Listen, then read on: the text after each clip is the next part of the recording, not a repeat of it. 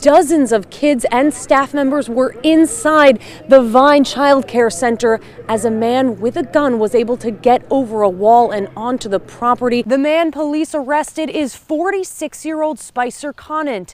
He lived here inside this gated community where police are still awaiting a search warrant. Tragic news of that second death coming down just within the last half hour. As you can see, it is a packed house, and there's a very good reason for that. Take a look at the prices. I had the pleasure of sitting down with several active duty service women at Camp Pendleton today. Even when they found the body of the boy, they say that he was buried in at least 6 feet of debris. A packed house at City Council today, everyone voicing their concerns over these new regulations. As you can see, I am suspended above the ground. This is an awesome thing. Of course, this has been going on for 38 years, and the Town and Country is actually turned into this donation center. Good morning and cheers. Yes, that's yours truly, taking in the view from upside down. When we were over there, it was only up to my ankles. Now you can see it's almost up to my knees. Catherine Kennedy was a youth leader here at the church. She was here last night just before leaving to go home when she was shot and killed on the way. Tonight, people came out to pay their respects to her family. This as another vigil happened at the scene of the shooting. People coming out to say Escondido has a real problem when it comes to gang violence.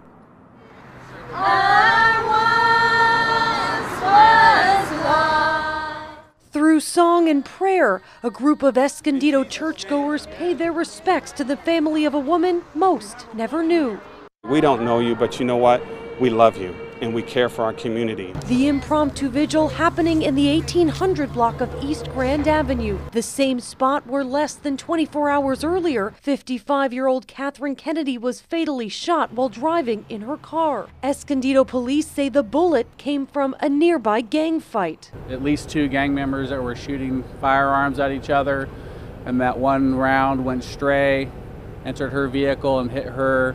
While police say the way this killing happened is rare, people who live in the area say the gang violence is out of control. Pastor Mark Medor runs the Word of Life Worship Center, just 1 block from where the shooting happened. So I'm sick and tired of what's happening in our community. There's a war going on here in Escondido. It's a problem that's been going on for years. In 2001, Betty Chairez's son was killed by gang members. I just got home from church, and someone called me and said, that my son had been shot. We have to stop the violence. Those who knew Kennedy described her as a beautiful and friendly woman, a devoted wife and mother. When she was shot, she was heading home from the Church of St. Timothy, where she serves as a youth leader, and her husband also teaches. When you have wonderful people volunteering their time for the youth, it's a huge loss. The church held a private ceremony to honor Kennedy as friends and family still try to wrap their head around this senseless tragedy. I was devastated.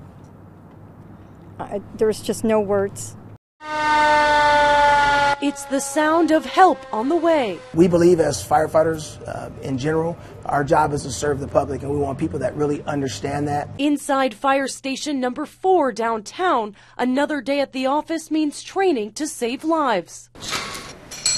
Fire and rescue crews climb poles, scale ropes, and practice different methods of safely getting people out of sticky situations, from fires to water and cliff rescues. Fire Captain Jason Shanley says it's a constant pursuit of preparing for the unexpected. Everybody says, this is what I would do if I was in this situation. But the truth is, you don't know. So we try to put them in those situations. Now the department is looking for a few good men and women to add to the team. To qualify, you have to be EMT certified and have a high school diploma, but you don't necessarily need experience on the job. With that in mind, I stepped into a harness to try my hand. I'm all suited up now. I'm ready to take part in this next rescue drill. In this scenario, I'm going to be playing the victim, and I'm going to be stuck in a situation high off the ground that I cannot get out of, whether it's stuck on a mountainside or a window washer that is stuck high up on a building. My buddy Dustin here is going to rappel down and actually rescue me. This area is called the tower. I climb up a ladder and then am told to let go. As you can see, I am suspended above the ground. Using delicate precision, firefighter Dustin is able to get down to me. So now you're kind of off your system.